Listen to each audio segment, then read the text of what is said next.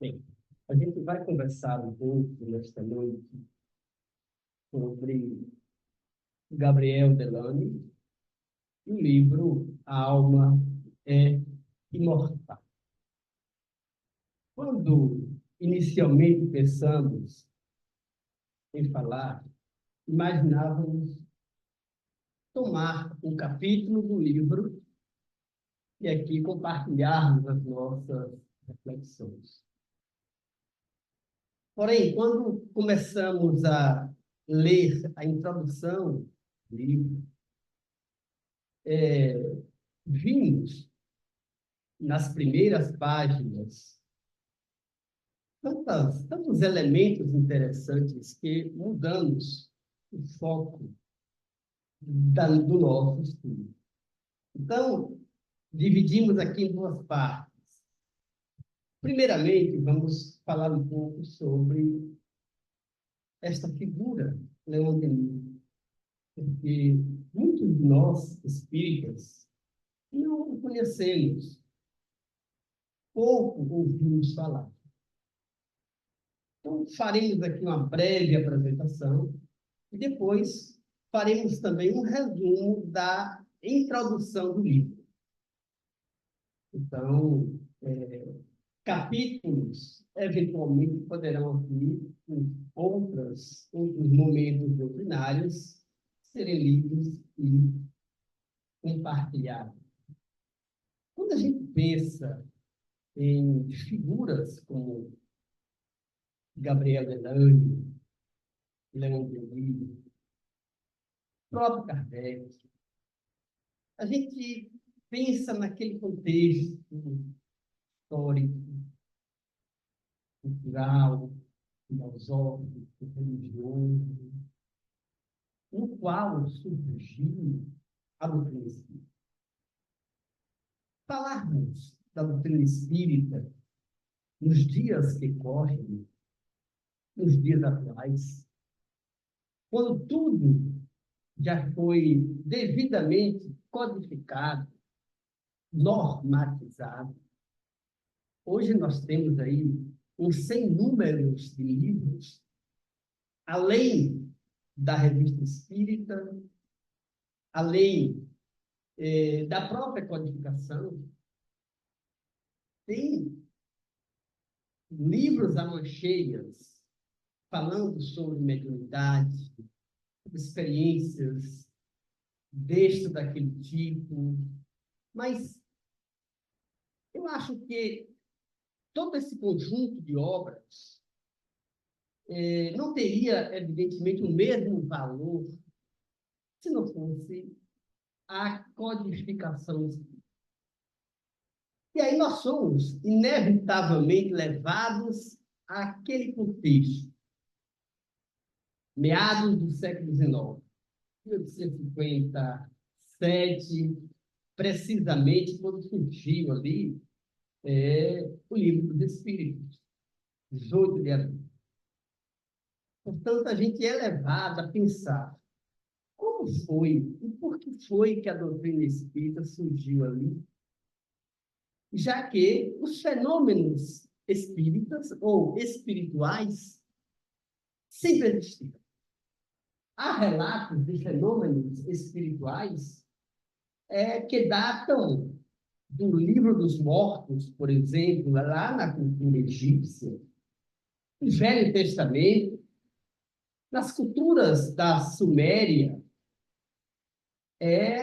na Grécia Antiga, na cultura indiana, enfim, tempos que remontam a 3, 4, 5 mil anos antes do Cristo, portanto, há mais de 7 mil anos agora, e a gente pensa, por que foi ali, início, meados do século XIX, por que foi na França? E somos, portanto, levados a pensar nessas figuras. Allan Kardec, Leon Denis, Gabriel Delany, Camille Flammarion, as médiuns que trabalharam com Kardec, todo aquele contexto parisiense, europeu, mas não apenas, porque vivemos aqui Luiz Olímpio Teles de Menezes, que baiano, jornalista, também teve contatos com Allan Kardec na época. Então, a gente observa que, primeiro, não há por acaso, tinha o que chamamos de uma orquestração planejada pelo mundo espiritual, para que acontecesse daquela forma, pelo menos assim imaginamos, naquele momento, e exatamente com aquelas pessoas. E a gente pensa em figuras como Leon Denis, melhor, Gabriel Delany, sobre a qual vamos conversar aqui por alguns minutos, para que nós, aqueles que não conhecem, tenham uma primeira visão. Claro que recortamos aqui poucos slides, apenas para termos uma ideia, mas deixar que companheiros e companheiras que nos ouvem aqui, presencialmente ou pelo Zoom, tenham, de fato, despertem interesse, procurar saber, porque Kardec contou e contava sempre com seus seguidores. A gente pode até pensar o seguinte, que a gente diz que Kardec é o codificador. Ele representa, mas sem prejuízo do raciocínio, da lógica, pensar que houve codificadores, porque a doutrina espírita foi feita a dezenas de mãos, como dizemos nos dias atuais, dezenas de pessoas que estavam ali pensando, trabalhando com Kardec, seja de maneira, seja no fronte como ele, enfrentando todas as resistências, ou de forma mais anônima, prestando as suas valiosas colaborações. E dentre esses, portanto, temos aqui o nosso Gabriel Delany, ao qual faremos nossa singela ou singelíssima homenagem nesta noite. Bom, então, aqui temos a figura. Ele aqui está, de fato, jovem, né? Mas é a figura do nosso Gabriel Delany. Aqui fizemos um recorte do livro escrito por Paul Bourdieu e Henri Renaud, Gabriel Delany, Vida, Apostolado e Obra. É apenas para a gente ter uma ideia de como este pesquisador, que de fato fez diversas análises nas mais diversas fontes, pôde trazer no seu livro. É um livro pequeno, são de 66, 67 páginas, das quais aqui recolhemos ou recortamos esses pouquíssimos slides. O que é que ele fala, então, sobre Gabriel Delany? De fato, tanto Kardec, ele, Gabriel Delany, acedeu, vou tentar baixar aqui,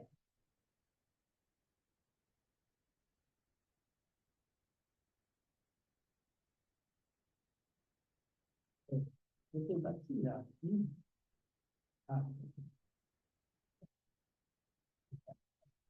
De fato, tanto Kardec, Gabriel Delany, acendeu para os pesquisadores avisados e prudentes uma luz que não deve jamais extinguir-se.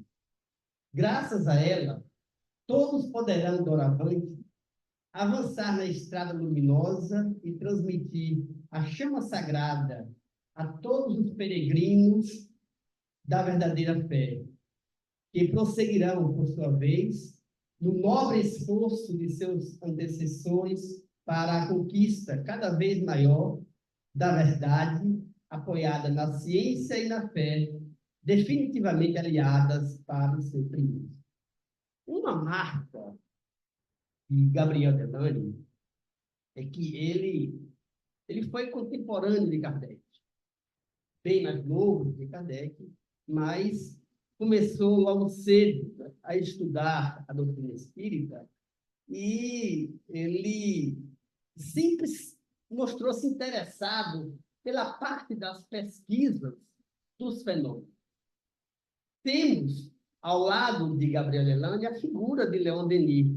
Leon Denis tem a característica de apresentar a doutrina espírita sob o ponto de vista mais filosófico.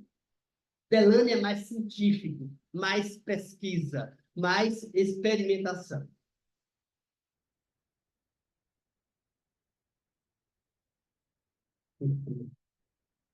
Diz então, Gabriel Delane foi um bom obreiro, um hábil semeador desse bom grão, que, apesar da aridez do solo e apesar do que possam objetar os sectários ou teóricos de uma ciência estreita e rotineira, frutificou e continua a desenvolver-se, a crescer soberbamente diante dos olhos maravilhados, pobres seres humanos, dignos de compreender o segredo da morte desconhecida, para melhor servir a vida triunfante, eterna e divina. Gabriel Delane, portanto, tem essa verve científica da pesquisa.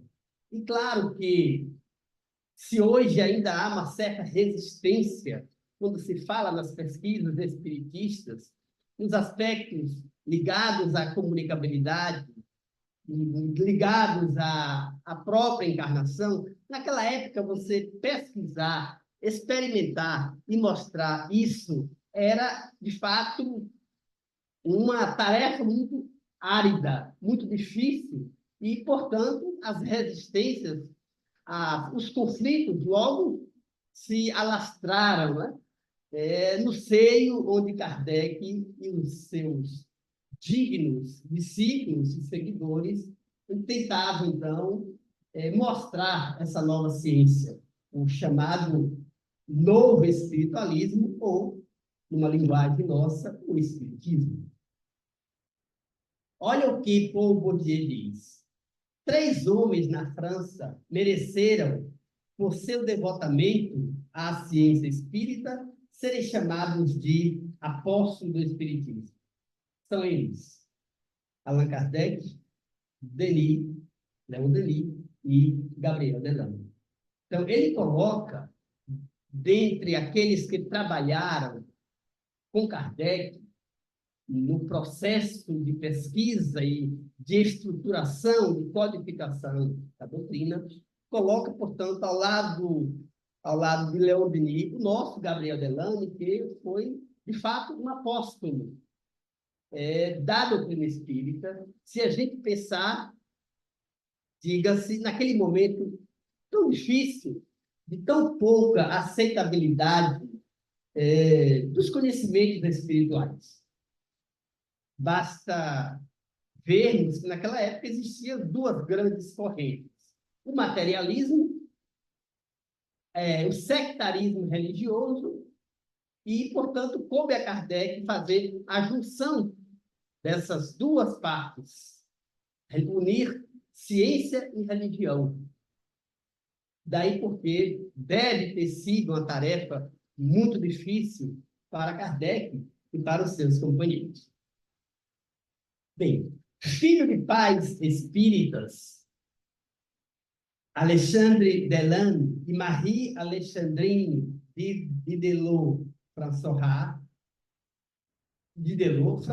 Marie Gabriel Delane nasceu em Paris, 1857, 23 de março de 1857, e desencarnou em 15 de fevereiro de 1926, portanto, 69 anos.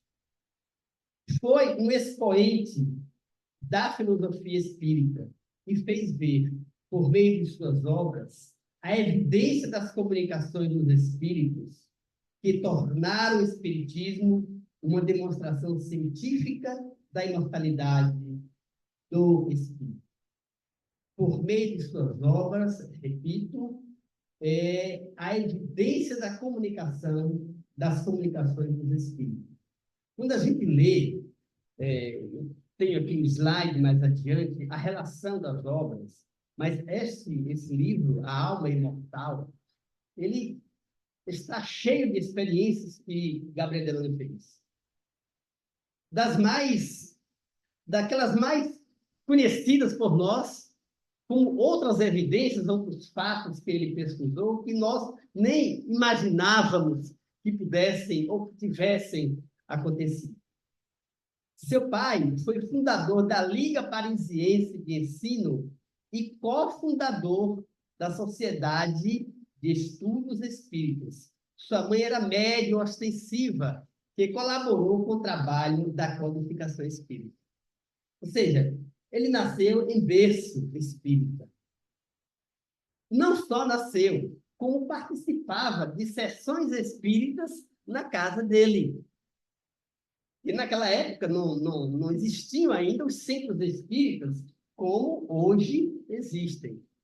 Então, esses iniciados, esses pesquisadores, eles formavam grupos de estudo, de experimentação, e os locais, muitas vezes, eram suas próprias residências.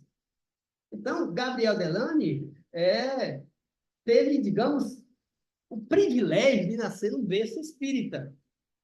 Diferente, por exemplo, de Leon Denis, né? Leon Denis tornou-se espírita, acho que por volta dos 51 anos, ou de 50 anos, né? Já numa idade, para aquela época, madura, né? Se hoje é o que se chamamos de meia-idade, naquela época era uma idade quase que avançada. Então, mas Gabriel Delany não teve, não é o privilégio, digamos assim, de nascer numa casa espírita. Desde criança, estava familiarizado com o vocabulário espiritista, assistindo às numerosas sessões domésticas, onde seus pais formaram um pequeno grupo familiar de estudos. Ele, inclusive, teve contato com Kardec na sua infância. Quando Kardec desencarnou, Gabriel Delany tinha 12 anos de idade. E é interessante, há um relato na Revista Espírita, outubro de 1865, que Allan Kardec escreve um fato, um evento, um acontecimento que tinha acontecido com Gabriel Delany.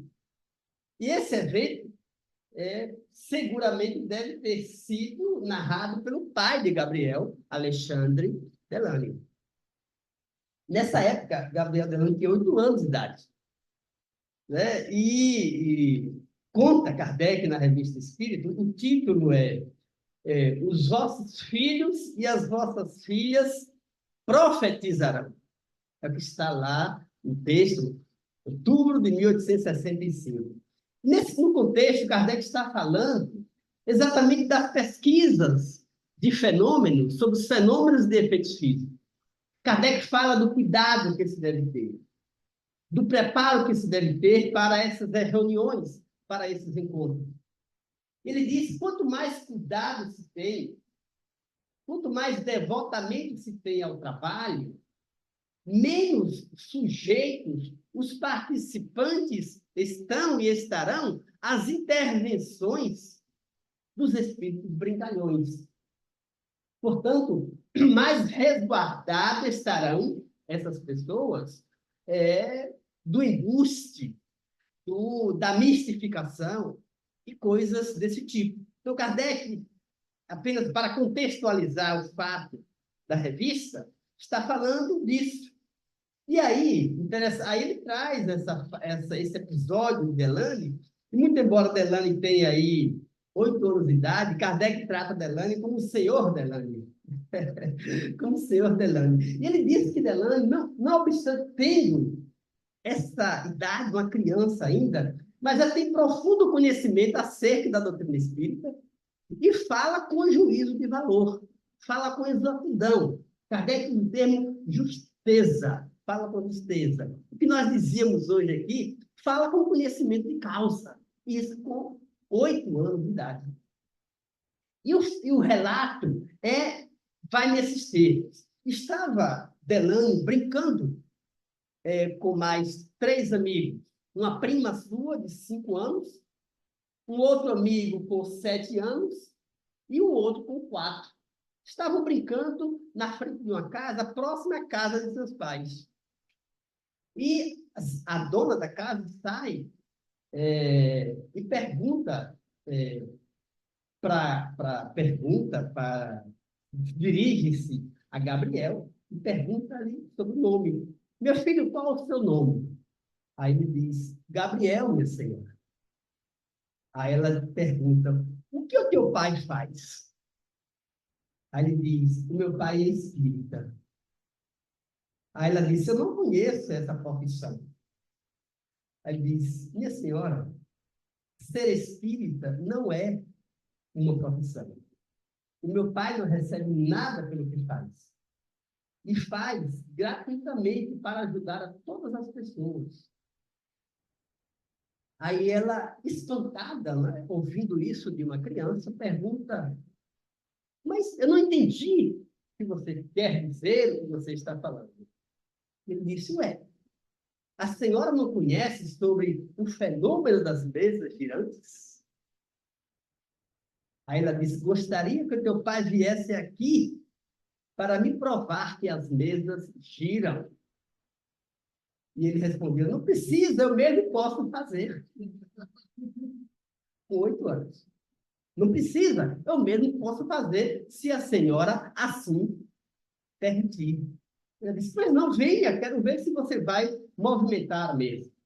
E aí entrou Delane e os 3 amigos, os 3 amiguinhos, né, os 3 colegas, sentaram-se ao redor de uma mesa, puseram as mãos sobre a mesa e Delane fez uma prece evocativa a Jesus e aos amigos espirituais.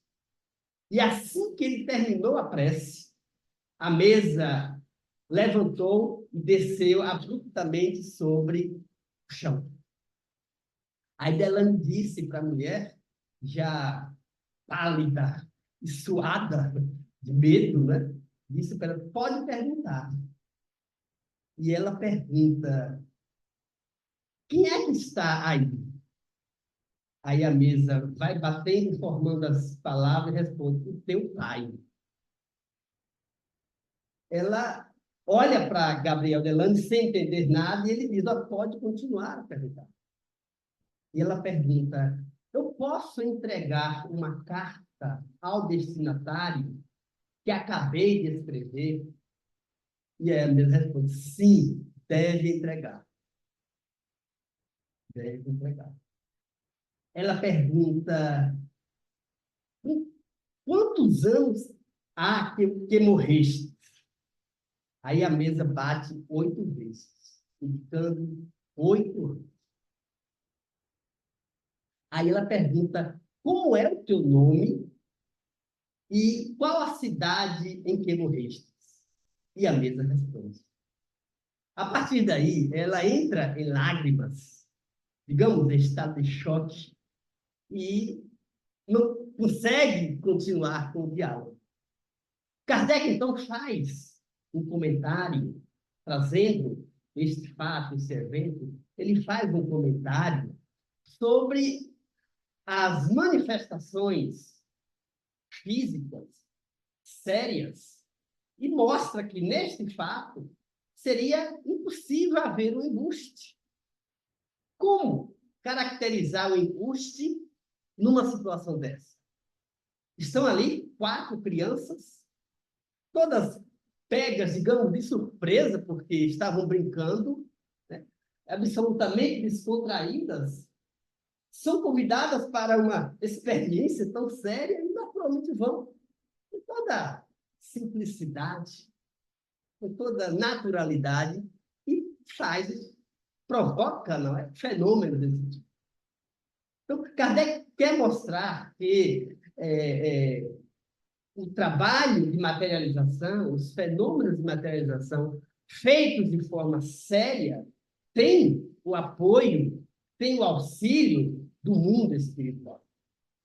Portanto, ele não abria mão desse requisito, das pessoas serem sérias, terem propósito, e não fazer experimentações por mera curiosidade ou mero diletantismo. Então, assim, com 8 anos, portanto, Gabriel Delany já estava ali, né, tendo um nome escrito na Revista Espírita.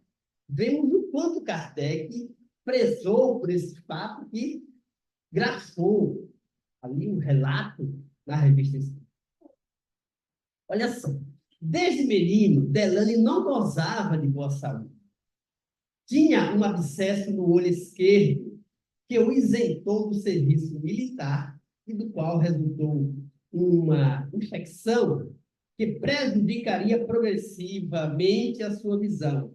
Com o passar dos anos, sua saúde se agravou. Então, era também de uma família pobre, não é? Eu não sei se eu trouxe aqui no slide, mas na história que li, fala que ele teve que abandonar os estudos para ajudar na família, ajudar em casa com a família. E com isso, não abandonando as lides espiritistas, tornou-se um autodidata, né, e um grande pesquisador. Em 1906, a paralisia dos membros inferiores obrigava-o a andar com 2 bengalas. Nem por isso abandonou as conferências na França e no exterior, sempre divulgando as ideias espíritas. No período da Primeira Guerra Mundial, 1914 a 1918, a saúde de Delany piorou ainda mais. Cada movimento era um grande sofrimento e ainda por cima ficou cego. Em 1918, já não conseguia mais andar, sendo necessário o uso de cadeira de rodas. Não obstante todo esse sofrimento físico, continuou produzindo incessantemente. Veja, quando eu li isso, eu digo, por que tem que ser assim? Né? Quer dizer, o indivíduo nasce com essa missão tão nobre, tão bela, mas desde cedo enfrenta uma prova como essa.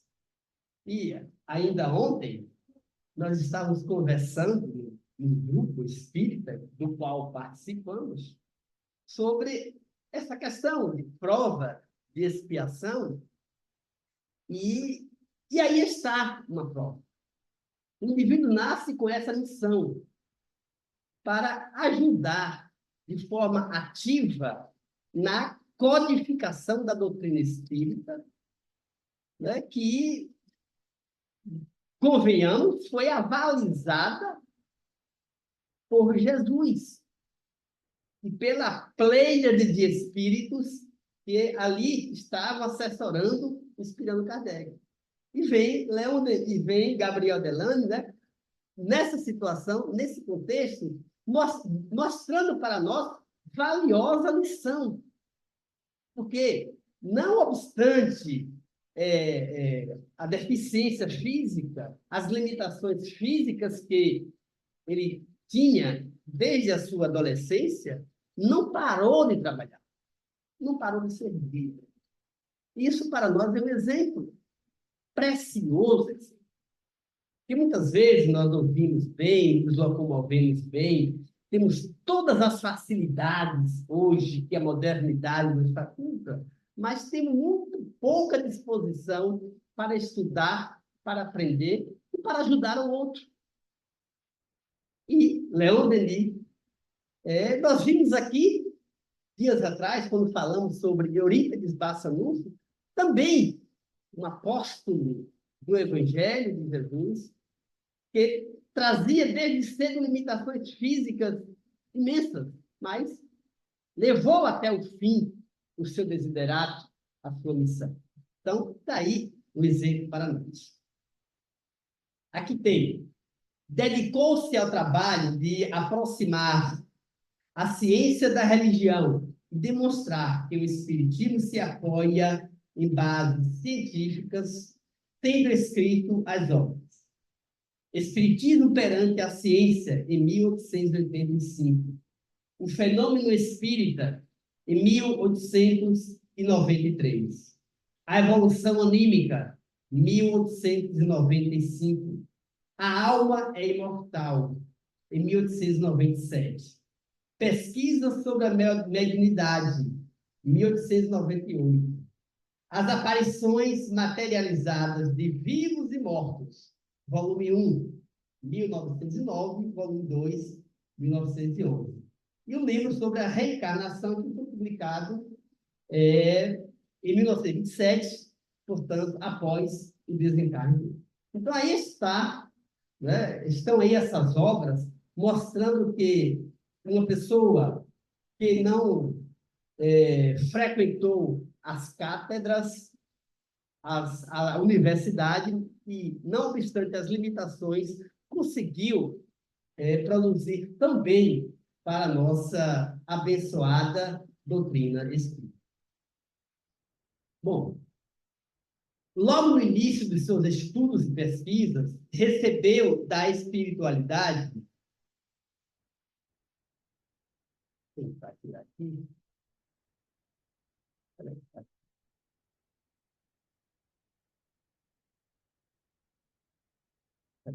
Vou chegar lá. Que não está voltando. Peraí. Aqui. Recebeu da espiritualidade uma mensagem, cujo teor o faria mais dedicado e disciplinado para com as suas pesquisas. Dizia a mensagem: nada temas, tem confiança. Jamais ser rico do ponto de vista material. Coisa alguma, porém, te faltar,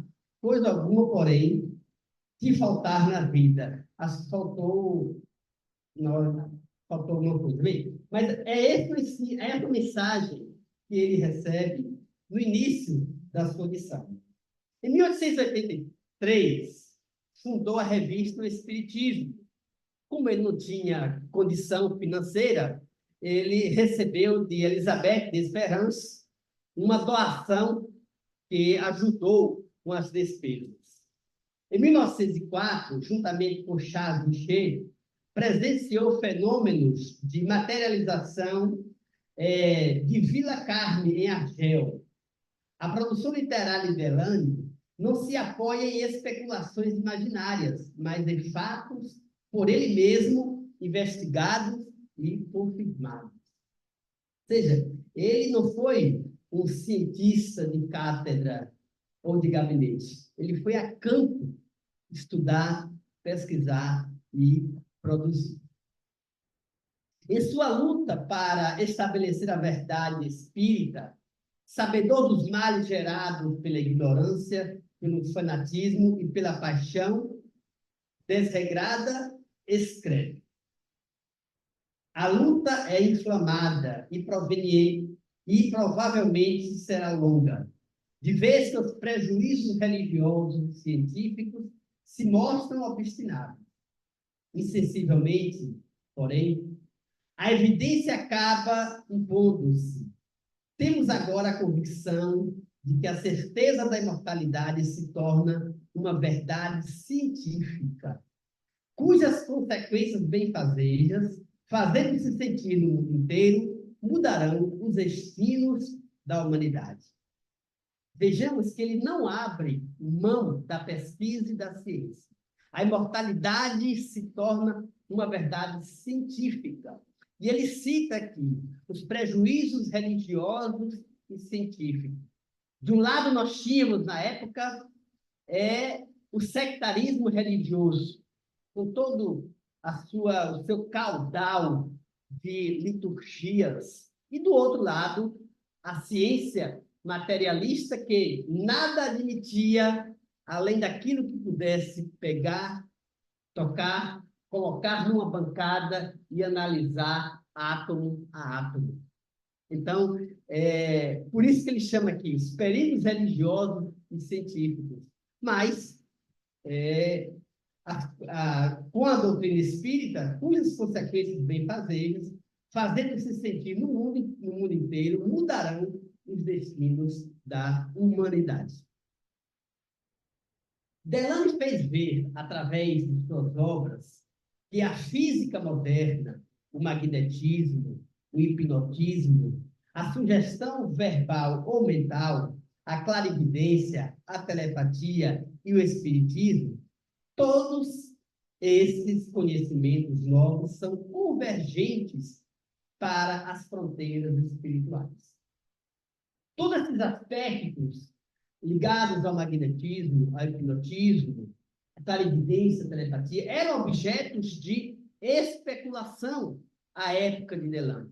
Mas eram analisados, pesquisados, compreendidos individualmente, cada um no seu espectro, cada um na sua perspectiva. E Denis nos mostra aqui que a doutrina espírita vem esclarecer tudo isso e, portanto, estabelecer um vínculo ou o elo de todos esses ramos do saber, porque todos os aspectos relacionados à telepatia, à clarividência, a sede está exatamente no espírito. E é, portanto, nessa sede, na mônada, no espírito, que reside todas as faculdades, a exemplo da que aqui é trazida para a nossa reflexão. Telepatia, clarividência, aspectos ligados ao magnetismo e ao hipnotismo. Em sua luta incessante, iniciada aos 13 anos, publicou, aos 68 anos de idade, uma obra de incomparável valor, intitulada Reencarnação, último de seu gênio privilegiado. Abordando todas as angulações elaboradas pela codificação, interessante, todas as angulações elaboradas pela codificação, sendo ele seguidor, ele aprofundou tudo aquilo que Kardec não teve tempo para se aprofundar. Né? Kardec teve algo em torno de 10, 11 anos de trabalho, de atividade espiritual, para fazer o que fez. Então, seria humanamente possível entrar nos aspectos da pesquisa, como fizeram Gabriel Delane, Camille Flammarion, o próprio Leon Denis, que foram seus seguidores. Então, Kardec trouxe para nós, através do livro dos Espíritos e do desdobramento desta obra magistral, trouxe uma visão panorâmica acerca do mundo espiritual, acerca do espírito, como, portanto, aos seus seguidores darem a continuidade. Por isso que Delane é tido, não é, como esse grande seguidor. Nada tenho, e aí ele diz, nada tenho dilatado, tudo que há é de Kardec. Isso é que nós podemos chamar de uma fidelidade, né? Mesmo sendo um grande pesquisador, tendo feito descobertas bem interessantes acerca da manifestação da alma, dos fenômenos de materialização, ele disse que nada fez ou nada dilatou. Tudo está em Kardec. Querendo dizer que tudo está na codificação. Tudo que nós, espíritas, precisamos saber está na codificação. Claro que todas as contribuições que vieram depois da codificação foram a essa se somando e acrescentando, dando uma nova visão, uma nova perspectiva, sob o ponto de vista, inclusive, da questão do tempo. Né? Da questão do tempo. Mas a sede está, de fato, na codificação. Delane foi um pesquisador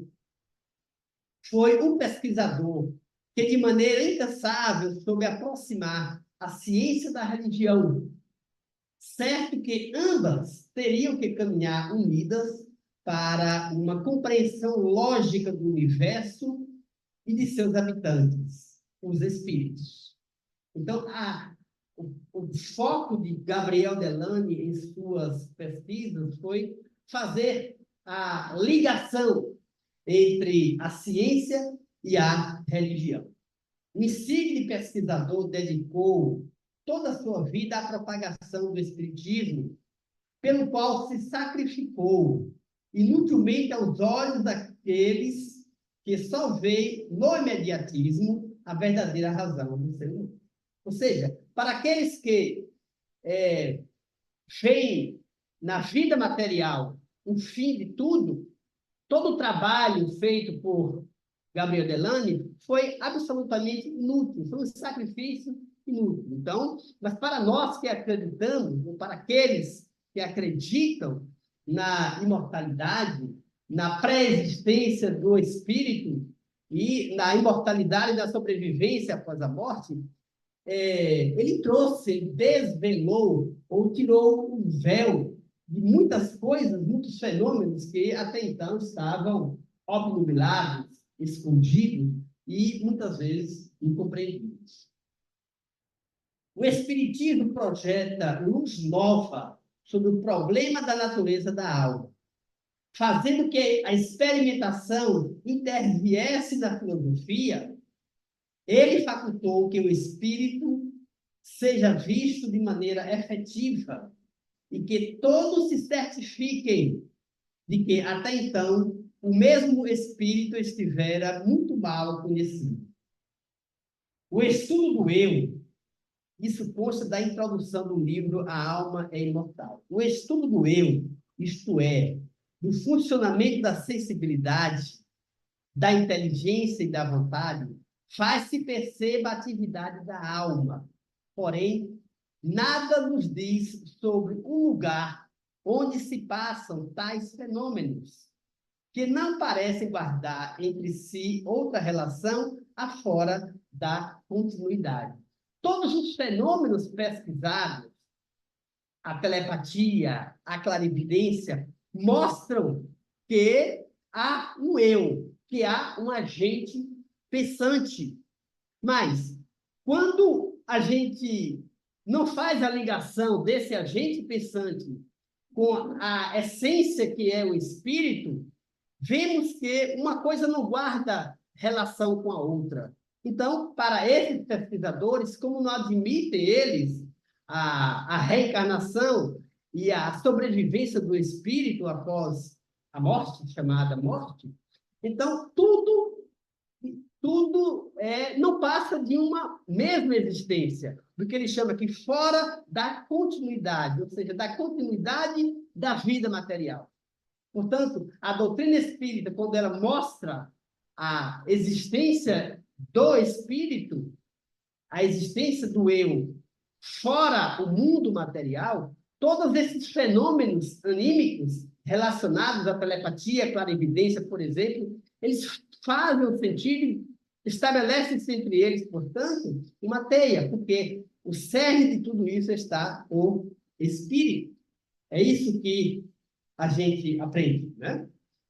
Entretanto, os recentes progressos da psicologia fisiológica afirmam que íntima dependência existe entre a vida psíquica e as condições orgânicas de suas manifestações. A todo estado da alma corresponde uma modificação molecular da substância cerebral e reciprocamente. Mas, para aí, as observações e a ciência se revelam incapazes de explicar, porque a matéria que substitui a que é destruída conserva as impressões anteriores do espírito. O que ele fala aqui de psicologia fisiológica era uma corrente de pensamento que originou da própria psicologia tradicional. Segundo a pesquisa que fizemos, seria bem próximo da psiquiatria. A psicologia fisiológica é uma terminologia que hoje podemos aqui vincular ao termo ao estudo da psiquiatria.